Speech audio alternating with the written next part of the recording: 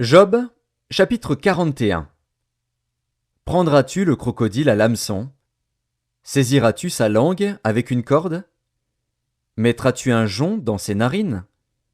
Lui perceras-tu la mâchoire avec un crochet? Te pressera-t-il de supplications? Te parlera-t-il d'une voix douce? Fera-t-il une alliance avec toi pour devenir à toujours ton esclave? Joueras-tu avec lui comme avec un oiseau? L'attacheras-tu pour amuser tes jeunes filles? Les pêcheurs en trafiquent-ils? Le partagent-ils entre les marchands? Couvriras-tu sa peau de dard et sa tête de harpon? Dresse ta main contre lui, et tu ne t'aviseras plus de l'attaquer. Voici, on est trompé dans son attente. À son seul aspect, n'est-on pas terrassé? Nul n'est assez hardi pour l'exciter. Qui donc me résisterait en face? De qui suis-je le débiteur? Je le payerai. Sous le ciel, tout m'appartient. Je veux encore parler de ses membres, et de sa force, et de la beauté de sa structure. Qui soulèvera son vêtement? Qui pénétrera entre ses mâchoires? Qui ouvrira les portes de sa gueule? Autour de ses dents habite la terreur. Ses magnifiques et puissants boucliers sont unis ensemble comme par un sceau. Ils se serrent l'un contre l'autre, et l'air ne passerait pas entre eux. Ce sont des frères qui s'embrassent, se saisissent, demeurent inséparables.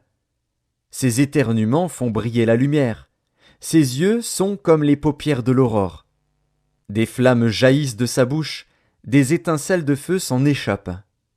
Une fumée sort de ses narines, comme d'un vase qui bout, d'une chaudière ardente. Son souffle allume les charbons, sa gueule lance la flamme.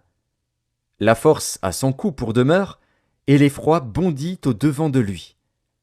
Ses parties charnues tiennent ensemble, fondues sur lui, inébranlables. Son cœur est dur comme la pierre, dur comme la meule inférieure. Quand il se lève, les plus vaillants ont peur, et l'épouvante les fait fuir. C'est en vain qu'on l'attaque avec l'épée. La lance, le javelot, la cuirasse ne servent à rien. Il regarde le fer comme de la paille, l'airain comme du bois pourri. La flèche ne le met pas en fuite.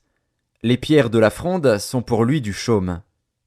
Il ne voit dans la massue qu'un brin de paille. Il rit au sifflement des dards. Sous son ventre sont des pointes aiguës. On dirait une herse qui l'étend sur le limon. Il fait bouillir le fond de la mer comme une chaudière. Il l'agite comme un vase rempli de parfums. Il laisse après lui un sentier lumineux. L'abîme prend la chevelure d'un vieillard. Sur la terre, nul n'est son maître. Il a été créé pour ne rien craindre.